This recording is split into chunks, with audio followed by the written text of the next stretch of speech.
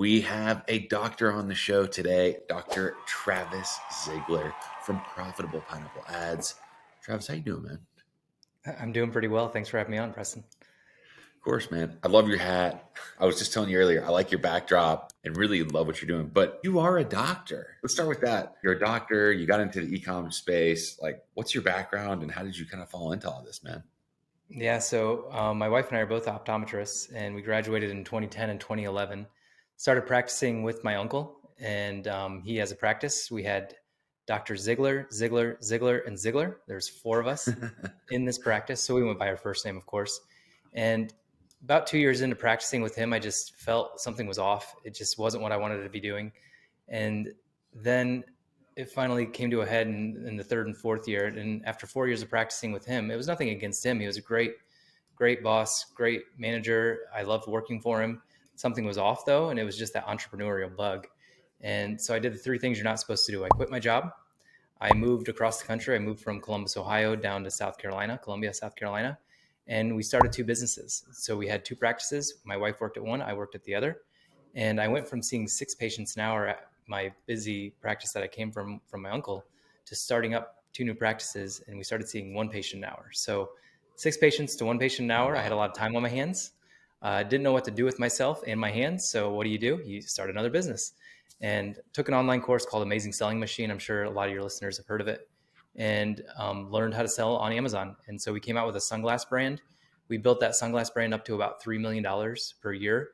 But we were just selling pieces of plastic, so there was nothing really fulfilling about it. And so we morphed that into a dry eye brand and serving dry eye customers, so people that had dry, irritated eyes and eyelids. And we started building an audience around that. And after about a year of building that audience, we decided to come out with our first product. And the first product was a hit because we sold it to that audience. And during that same time period where we came out with that first product, we decided that our online business was hockey stick growthing. If that's even a word, growthing. I just made up a word. And our practice was just kind of a stable line, a normal line for business. You know, you're increasing 20 to 30% year over year. Whereas in our online business went from 100,000 to 1.2 to 2.5 to 3.2. And so it was this fast growth.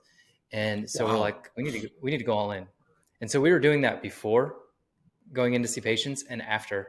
And we had one VA in the Philippines that was doing customer service. And we had that until we were about doing 2.5 million a year. And it was just, we didn't have kids, so we could dedicate the time at that time. But we knew that something had to change. So we sold our first practice in 2017. We sold our second practice in 2018, went all in on this. The year 2018, we actually sold everything and just traveled the world. We then had a 1-year-old. And so we traveled the world with him. He saw 33 states and 4 countries before he turned 1 year old. So that was a lot of fun. And then Here we are today. We sold I Love, which was the name of our brand, in 2021. We then worked for the people that bought us for 18 months. And then we just walked away from that. And then I started an agency about 4 years ago called Profitable Pineapple Ads with my 2 best friends from college. And now we're a team of 11 people, and it's growing, and we're just having fun now. Okay, there's so much going on in the Amazon ad space that I want to get into. You're laughing. I mean, it is crazy. I mean, there's people saying like, don't do PPC, organically grow listings. And there's other people in the crowd saying you can't survive on Amazon anymore with the number of ad placements between sponsored products, sponsored brands, sponsored video. And then there's some new ad types that are happening, right? Explain to us kind of what are your thoughts on that? Is it just the nature of the beast on Amazon now that you have to, like, it's turning into like what they've said about Google for a long time, right? You have paying money on Google ads does influence your organic rankings. Yeah. So it is more pay to play now. And so Amazon wants 2 things. They actually just want one thing. They want sales. And that's all they really want. Because if they make sales, they're going to make more money. You're going to make more money. Their fees. Yeah. Right. Exactly. And so sales velocity and conversion rate are the 2 biggest things that matter to Amazon. So if your listings have a high conversion rate with a high sales velocity, you're going to be high in the organic rank. Now, how do you get sales velocity? Traffic. You have to get traffic to your website or to your product listing page. And the only way to get traffic, if you just have a new product, is advertising or an audience. So if you've built up a big audience, when we do a launch, we send our audience to it. We send Amazon PPC, Google ads, Facebook ads. diversity of traffic, lots of traffic, and it doesn't just have to be paid. And so if you have a big audience, sure, you can grow your Amazon listing organically and get up there, but you're still going to be fifth on the page because most categories now are the top four are branded, or excuse me, sponsored. And then there's also a headline search ad from sponsored brands up there as well. So you have this big banner ad, and then you have these four listings that are sponsored. So by the time they get to the number one organic, if you're there, then they're already past like four other listings. So you have to keep that in mind. Amazon is becoming more pay to play. 2 years ago, our mix was about 70-30, 70% organic, 30% advertisement. Now or last year, it was 50-50. So in 2022, it was 50-50, 50% organic, 50% sponsored. And we're kind of sitting early 2023, we're sitting in that mix as well, but it is becoming more of a pay to play platform. Now there's a lot of different channels of advertising out there for Amazon. Focus on sponsored products search ads.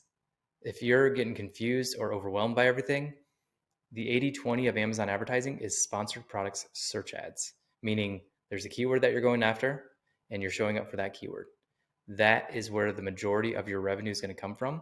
When we do analysis of the ad percentage for all of our clients, and most of them are 80 to 90% sponsored products, so search ads, ACE, and targeting, and then sponsored brands and sponsored display are anywhere from 10 to 20%. There is some anomalies in there. We have one client that is all sponsored brands. It's the only thing that works for him. We have another one that's almost all sponsored display. Really weird, but it works. But most of the time, the 80-20 is sponsored products, search ads, and ACE and targeting ads are going to be the bread and butter, what you need to focus on. And so I'm of course a huge believer in Amazon PPC. And so push it and then just monitor your tacos. So you want to keep your tacos in a certain range, tacos being your total advertising cost of the sale. So how much are you spending for your overall business? And so really monitoring that and making sure you're seeing an entire lift of your business is the key thing. You don't just want to do ads. And if you start advertising, and this is what I recommend if you start any new channel, start advertising, make sure you're getting an entire lift of your brand and not just getting more advertising sales. You want to make sure you're getting a lift of the entire brand. I don't know if that Right. answers So, it, but kind of went no, off on yeah, that was great. No, that was great, Travis. I mean, tacos is great because if you just initially launch, you're going to have zero sales, right? Zero organic, zero paid. But as you start to scale on the paid ads, you will have that organic halo, right? And especially, I want to get your thoughts on this. From what I've seen, the Prime Halo. Okay. So, like, you don't have a choice now. You have to use Amazon Prime, which is like fulfillment by Amazon, meaning you ship your products to Amazon and Amazon fulfills them, pick, pack, and ships your items to the customer in their Prime fulfillment centers with same day, next day, 2 day, right? The halo on that versus fulfillment by merchant, which is basically drop shipping. They take the order on Amazon, send it to you, and then you ship it to the customer. I've even heard from Amazon reps, it's a 2 to 3x. So you can't not do it in 2023. You have to do it because if you don't have that Prime badge and people are looking in your category, they're going to buy from your competitor. I need it today or tomorrow. I mean, is that what you've seen? Do you think That's that's actually there's a filter in your app. There's a filter on your search that you can actually only search for Prime eligible items. And the reason people want that is because they want it now. They don't want it in a week. They don't want the unknown because FBM listings, you just don't know because you don't know how slow the fulfillment center is going to be. You don't know if it's coming out of somebody's garage. You just don't know how long it's going to take to get to them. And the buyer knows that. And so they love FBA. Now, case study, my brand, who I just stopped working with about a month ago, what we did from a strategy standpoint is we always had FBA and FBM on every listing. So we had our one pack of FBA and our FBM there. In case anything ever happened, they did an investigation, we ran out of stock, FBM would just fill it in. Well, sure? when we got taken over, they like to do just-in-time inventory. And I told them that just-in-time inventory does not work on Amazon because you don't know how long it's going to take them to check it in. So we stocked out a lot. And whenever that our top seller would stock out, FBA would sell 100 to 150 per day. FBM would sell 50 to 100 per day. Not to mention you're paying more in shipping because your FBM shipping from your fulfillment center is going to cost a lot more than Amazon. And so 100%. that just shows you right there, 50 to 100 sales a day or 100 to 150 sales a day. So we were losing, $1,000 in profit per day as a result of not being FBA. Now here's another, it would be a case study if we talked in like a month from now. We just onboarded a client yesterday who's doing 2 million on Amazon. $2 million on Amazon, all FBM. A month, a year, what? A year. Yeah, a year. A year. But Okay. all FBM. And because they do print on demand, and I was like, what if we just took your best sellers, printed 100 of them, sent There them you into go. FBA, and just tested it? I just want, because they're kind of against it, and I was just like, let's just test it, see what happens. And so they're willing to test it. And the best part is their Amazon PPC was very efficient. I'll say it's like the tacos was like 2%. And I'm just like, okay, we could Wow. push a little bit on this this account, and you'd still be very profitable, and we'll probably get a lot more sales. And then once we add the FBA element to it, we should be able to push even more. So I feel like with them, we're going to be able to double their business within the next 12 months just by switching to FBA and just pushing their tacos from 2% to 5%. I mean, usually we shoot for anywhere from 10 to 20%. And if you're really in growth, 20 to 30%. And I recommend that for consumables. But just doubling theirs from 2 to 5% is going to make a huge difference, plus the FBA. So yeah, FBA is huge. Prime is huge. Oh, 100%. And I want to get your take on this. Like, I can totally appreciate a brand or an operator who's conscious about cash flow and making sure, like, just in time inventory. Like, I totally get it. I'm with you. But when you're talking about the missed sales and lost revenue that could potentially be had here, it's a bit foolish to not do it, especially as a test on some of these best sellers or, high unit SKUs, if you will. You've got to do it. Yeah, and it's not just the opportunity cost. It's the fact that, I guess it's all opportunity cost, but it's the fact that you are going to get fewer sales on the days that it switches over to FBM when you're stocked out of FBA. But then however long you're that way, your sales velocity goes down, your conversion rate goes down. And then once you get back into FBA, you have to get everything back up, get more momentum to get your organic ranking back up.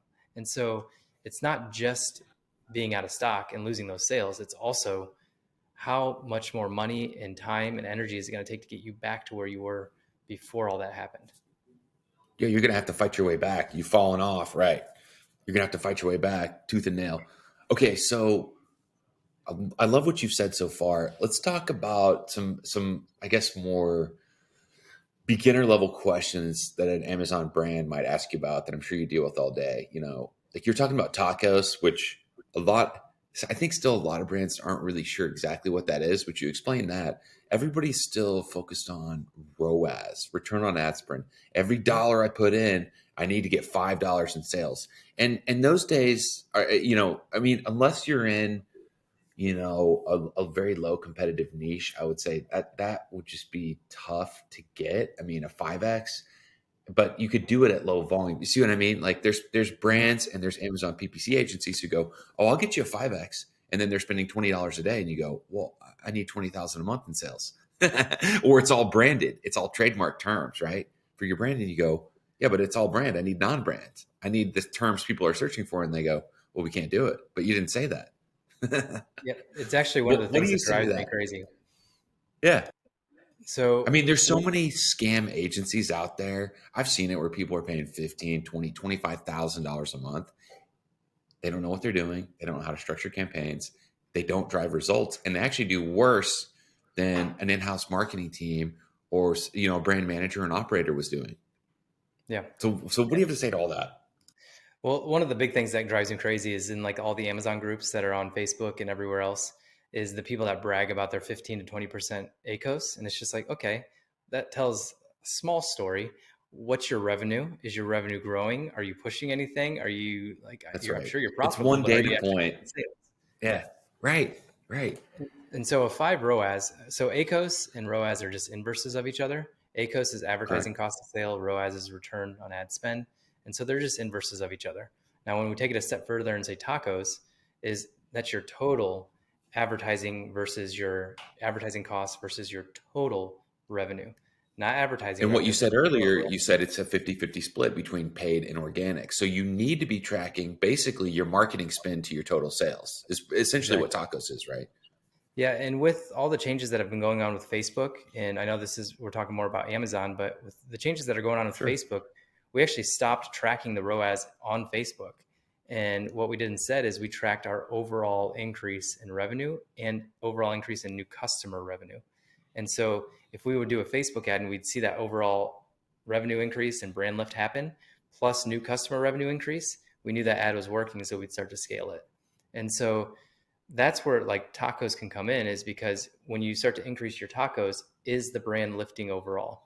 And I'll give you an example of this. Amazon DSP, demand side platform, another off Amazon PPC platform for advertising. It's display advertising all over the internet.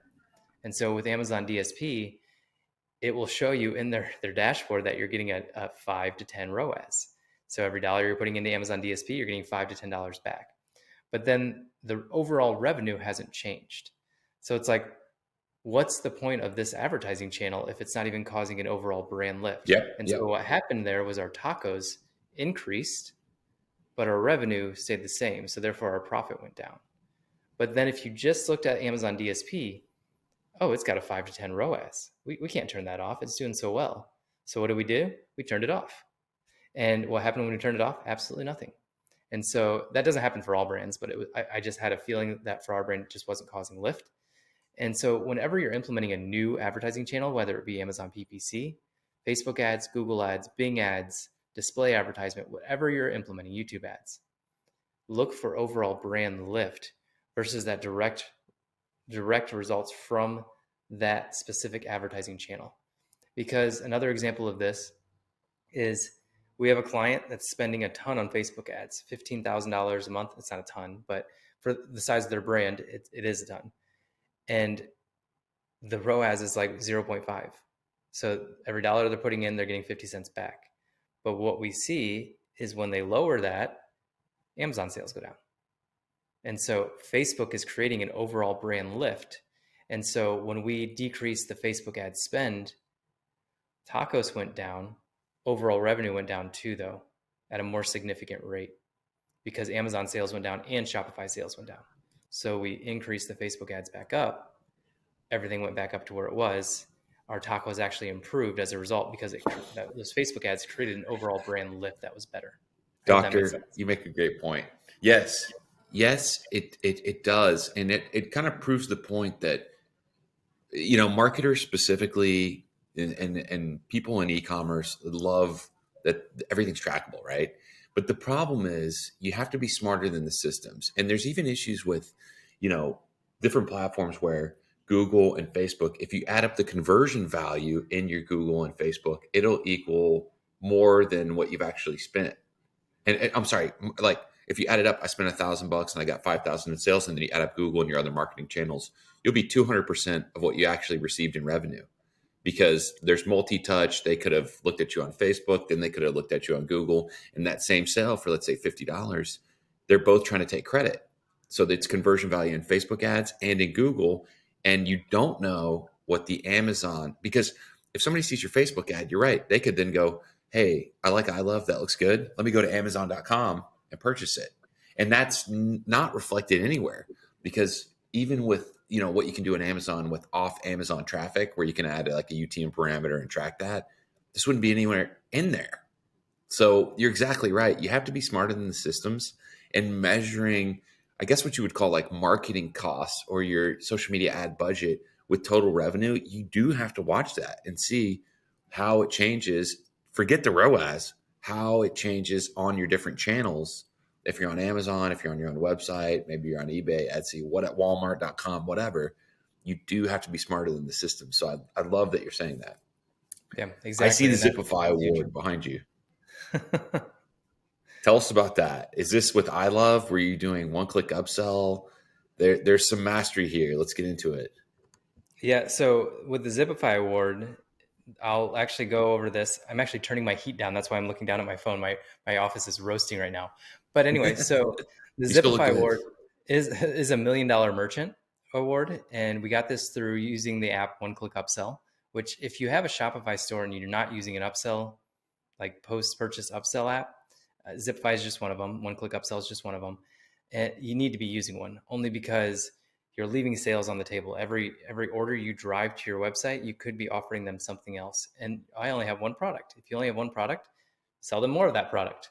If you have one of it, sell them 3 of it as the upsell. But it doesn't make sense for mine to sell 3. Yeah, it doesn't matter what the product is. Some people will buy more of it. We sold sunglasses at the beginning, and we had upsells of 3 packs of the same sunglasses. Guess what? People just bought the sunglasses and then they bought a 3-pack. It works because they want them everywhere. And so don't be afraid to upsell people, because let them choose to say no. So that's the first thing I want to say about upsells. Make sure you have funnels in place.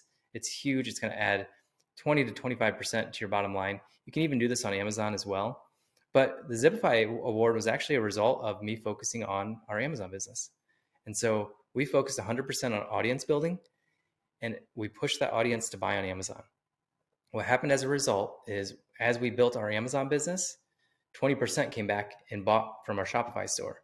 So our best year we did 4 million on Amazon, and we did $999,998 on Shopify that year. We missed it by $2. Oh $2. man. It was $2 Oh, short of $1 million year, but I don't care. It's not a big deal. we They can still round gave me that up. the It's fine. Yeah, they still Yeah. gave me the award. So, but it was one of those things where I didn't focus on Shopify at all. All our Facebook ads, all our Google ads, all our Amazon PPC, all our Amazon DSP, all our audience, we'd push to Amazon, and as a result, we'd get spillover for that. So the takeaway I want you to have from that is, when we focused on Shopify for 1 year in 2019, our profit was at zero. We had zero profit for the year. The next year, we focused back on Amazon. We increased 20% revenue, and we went from zero to $600,000 in profit, because we stopped focusing on what we weren't good at and started focusing on what we were good at, which was Amazon. And as a result, our Shopify did better than ever, because we were focusing on growing the channel that we knew best. So if you have grown your business already using a certain method, don't get distracted by everybody telling you that you need to get off Amazon, because Amazon could suspend you at any moment. And then the funny thing is, I've talked to Shopify owners and they're like, I need to get on Amazon because if Facebook ad suspends me, then my Shopify store is done. And so it doesn't matter where you are in this equation, you have the fear of it all going away, when the thing you should be focusing on is building an email list and an audience, because they don't care where they have to buy it from you. If you have a good product and you cater to them and you serve them, they're going to buy from wherever. So if your Shopify store gets suspended or your Facebook ads get suspended, send them over to Amazon to buy. If your Amazon account gets suspended, send them over to Shopify to buy. And so it doesn't matter where they buy, as long as you're serving and catering to an audience. That's what really matters. But going back to what I was saying, focus on what got you there in the first place. If you've built $1 million brand, to get you to 10 million, focus on that one thing and just repeat it over and over again with more products. That will get you to that 10 million point. Once you get to 10 million, then you can start to diversify and hire people to help you with that. But focus on what works. That's going to be key to making it so you can increase your brand. So I love all that. When you say building an audience and through an email list with, I guess, first party data, how did you do that with I Love? Like, tactically, what were the things that you did to really do that and grow that, and then convert that audience? So we didn't feel like we could build an audience around sunglasses, selling pieces of plastic. There are brands that have done it. Ray-Ban, a great example. Oakley, a great example. Another smaller example, Goodr, Yeah. Goodr. They catered to runners. That's all they made, was running sunglasses. And they built a pretty good audience and pretty big business around that. And so you can do it. We just didn't have the passion for it. In our practice, we were seeing dry eye sufferers suffering terribly and we just couldn't fix them. And so we decided to take a different approach. Instead of a Western medicine approach, we took an Eastern medicine approach. We started teaching people functional medicine. Nothing to buy, just replace your breakfast with a green smoothie, drink more water, eat healthier, and exercise. Stress less, sleep more. That was pretty much what we taught these people. Basic necessities of living. You just don't think about it. We were just focused on serving this niche. And so then what happened was, one of the products we always recommended went from $30 a month to $300 a month. And then we came out with our first product on the heels of that happening. So somebody came to me and they're just like, this went to $300 a month. I can't afford it anymore. You're an entrepreneur. Come out with Wow. something better. And so we did. We came out with a $15 version of the same product, and we thought it was even better. And maybe a little biased in there, but actually studies showed that it was actually a little better. But and then we started selling that product. And guess what? All those fans that we served for a year, they bought it, and we instantly went to like 100 to 150 sales a day on that product. No demand for that product. Nobody is looking for a hypochlorous acid eyelid cleanser. Most people are like, wait, You have to put hypochlorous acid on your eyelid, and that's how my dry eye is going to get better. So we actually had to educate Yeah. people on how to use it and why they should be using it. And our conviction over this product led to them wanting to buy. So going back to your question, which I go off on tangents, how did we build this audience? We did it two ways. We just created blog content around problems that we wanted to address: dry eye, blepharitis, which is inflammation of the eyelids, styes, which are eyelid bumps. We created blogs around that. We focused Google Ads over to those blogs, and all those blogs that talked about our products to then go over and buy on Amazon. Meanwhile, on the blogs, we have a lead magnet on there to capture their email addresses. We started doing that in 2017 and just kept building it all the way up until 2021 when we were acquired. And we built our blog up to about 200,000 hits a month around dry eye. And our email list was growing by 200 emails a day. And all we did was then put them into a drip sequence that just served them. It taught them: replace your breakfast with green smoothies, drink more water, sleep better, stress less. That's going to help your dry eye more than anything else. Oh, by the way, we have these organic and natural products. We have this organic and natural face wash, eye cream, eyelid cleanser, eyelid wipe, warm compress that you need in your dry eye journey that can help you along the way. And so we just focused on constant service. And that's how we build our audience. We also built the email list, but we also built a Facebook group. It's got about 20,000 in it right now. And it's called the Dry Eye Syndrome Support Community. And all we Wow. did in there was we went live. We went live and answered their questions. That's it. Now, I know a lot of your listeners are probably like, I'm not a doctor. I can't educate people on this. You only have to be one step ahead of the person that you're educating. So a second example of this Great is point. actually for the people that are on the video. We have a 2 Comma Club award because of our agency. We did the exact same method with our agency. We came out with a free Amazon PPC masterclass, which is still free. It's at profitablepineapple.com. And it's probably one of the best PPC masterclasses out there, paid or unpaid. And we gave it away for free. We started solving problems that our audience is looking for. We then drove Google Ads to these blog posts. We had a pop-up for that free Amazon PPC masterclass. They get on our email list. We then put them in a drip sequence. I email a lot, by the way. So if you guys get on my drip sequence, you'll probably get an email every day, but I only email on weekdays. So you get Saturday and Sunday off. And then we built a Facebook group on top of that. Facebook group's now at 2,000. Email list is probably around, I think it's around 8,000 right now. But I don't need a big email list. Our I Love one was making 200 a day, and we got it up to about 140,000 when we sold. This one's only making 5 to 10 a day. But the big difference is average order value. Average order value for my agency is 15 to 20,000. Average order value for I Love is $25. Lifetime value of 300. So we don't have to acquire as many leads, and plus it costs a lot more to get them on the blog. And so we just literally addressed problems that our target demographic has, drove Google Ads to that problem on a blog post, captured them with a lead magnet, catering to a problem they have, and then we just continue to email them over and over again, have them join other channels, follow me on YouTube, join our Facebook group. We actually just started a private community in January of 2023. And that private community's already got 500 members or 430 members, and it's Wow. free. But we have a paid version as well, and that paid version already has 75 members, and it's $100 a month at the time of this recording. And we made that cheap on purpose because we're just moving you up the value ladder, free to a little bit of payment to then hiring us. And then our fourth step in the value ladder is we buy into your brand and we get equity. And so again, going back to your question, main way we built the email list was lead magnet, Google Ads to a blog post. That was the main way. Tangents, man, tangents. Yeah, no, that was all great, man. So congratulations on the 2 Comma Award Club. That is for your Amazon agency, Pineapple Yeah, Ads, right? Profitable Pineapple Ads. Okay. yeah. And so this methodology that you just walked us through, this still works. You would still do this today. You wouldn't do anything different. It sounds like you've done a variation of this a couple times. Did it for I Love. You've done it for Profitable Pineapple Ads. I mean, this is, and the beauty of it is you're providing value. There's so many people who ask for money or something from you up front without providing any value. You're providing all of this value up front. you're sending all this content via emails, you're telling them everything, and then people reach out to you, they work with you, you're building a Yep. community. Yeah. So if you, I ask for sales. Yes, I do ask for the sale every once in a while.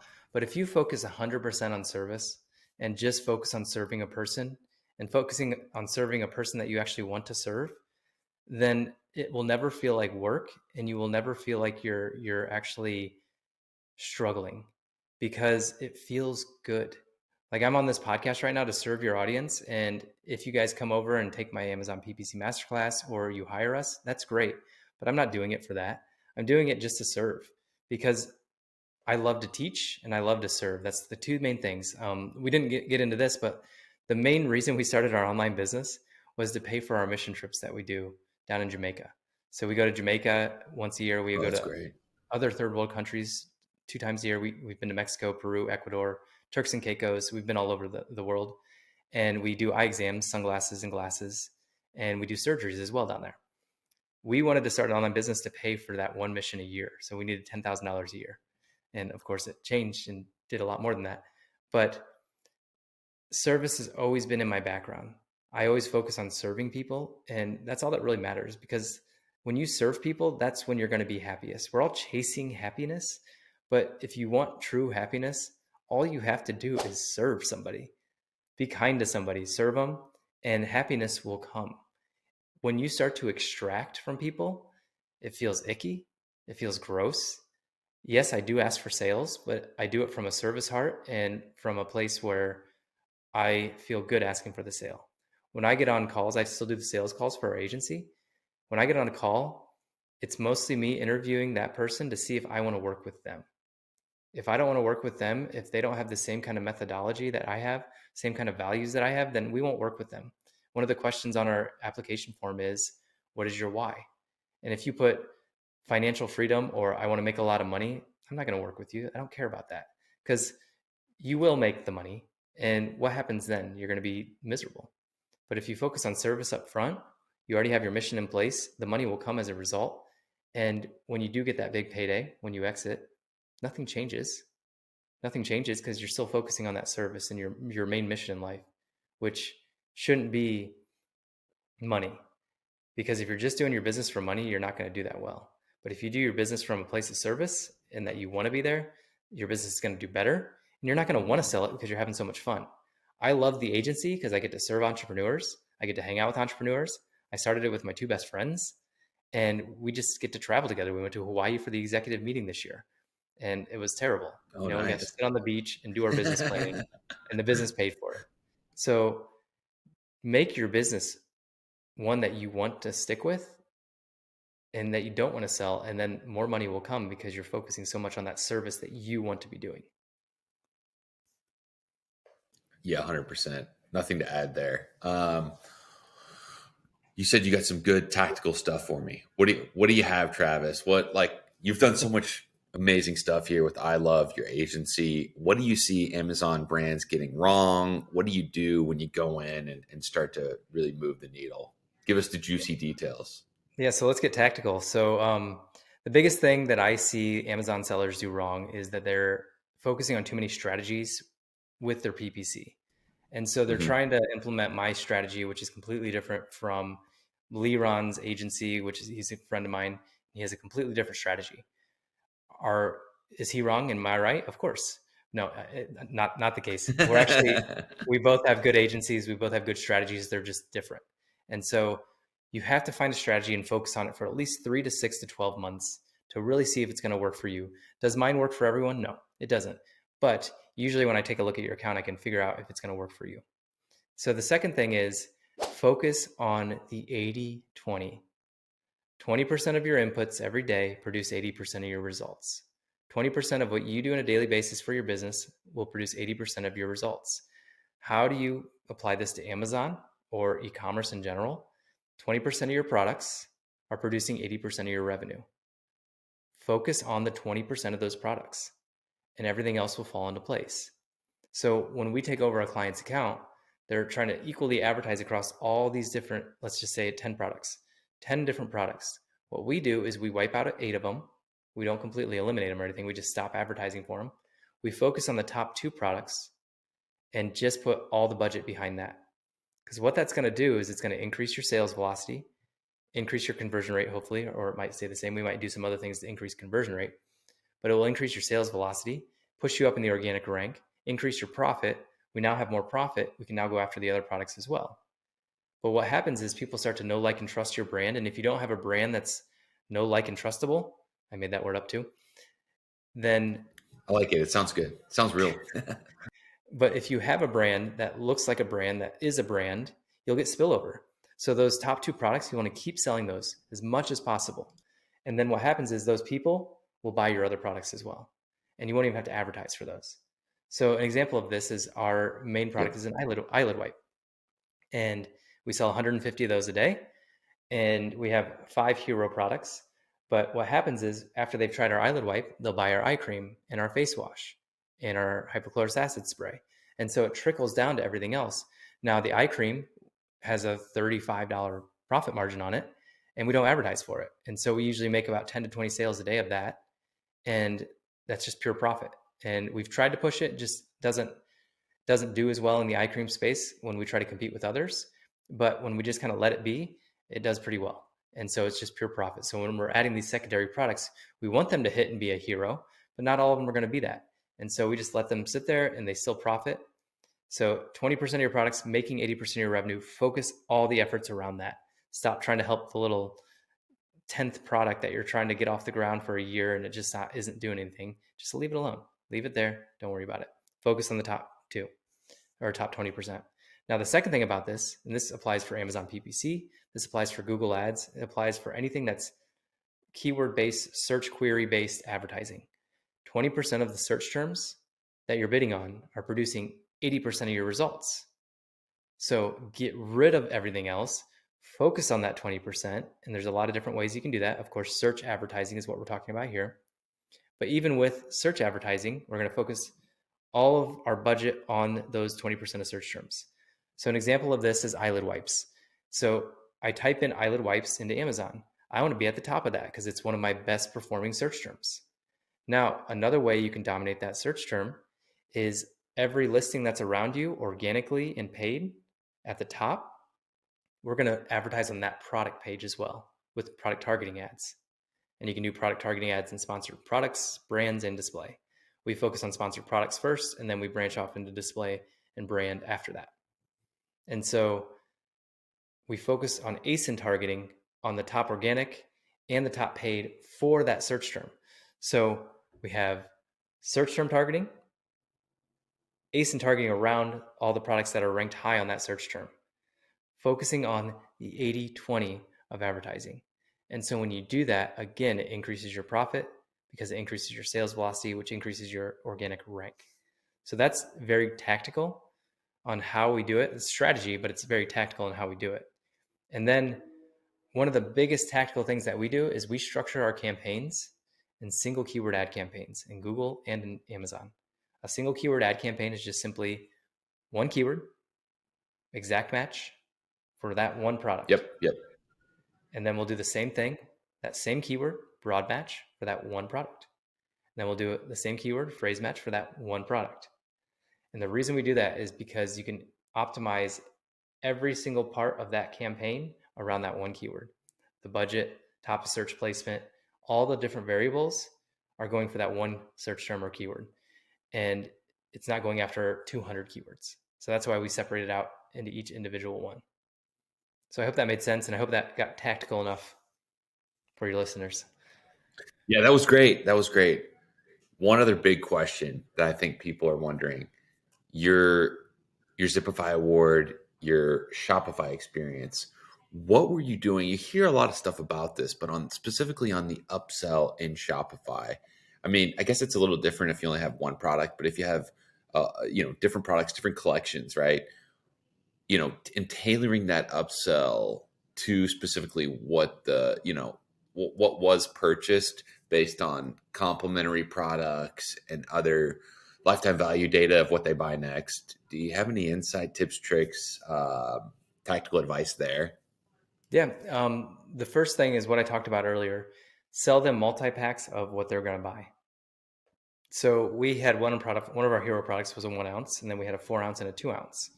And the first upsell was always the 4 ounce bottle, because we want to get them off the market as long as possible and make that sale as profitable as possible when we have them right there purchasing. So I always recommend multi-pack variations or bigger bottles. So if you have a 30-day supply of a supplement, sell them a 3-pack or a 6-pack. Go for the 6-pack right away and then downsell them to a 3-pack. But of course, give a discount. Now, if you have multiple products, which we do, is we always do that first, multi-pack, because it works incredibly well. It's like 5 to 10%. We'll take it. And if right after that, we'll then start selling them bundles. So that product with other things, or we'll try to cross promote another product. We'll also, the first upsell, we'll actually do a pre-purchase upsell too in the cart. And on the pre-purchase upsell, we usually put a new product there, and we'll give them 50% off because we want them to try it. And so that's the pre-purchase cart, but post-purchase, we always just try to sell more of what they've already bought. And then we'll add some bundles in there as well. And so the best way to look at that data is if you're on Amazon, look at the frequently bought together area. And if you have a product, look at your product page and see what's frequently bought together. And that's where you can start by creating bundles or creating just that singular upsell. Now with one-click upsell, it's changed so much. I was part of their beta group many, many years ago.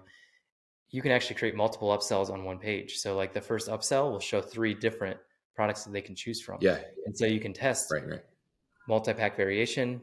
So like a 3-pack versus a bundle versus just the same product they just bought. And so you can test. And the key thing with that is just keep testing. But if you want to look at data, look at Amazon, look at a product page that's similar to your product, or look at your product if you're on there, and just look at the frequently bought together. And that will tell you what you should upsell. That's beautiful. Thank you, Dr.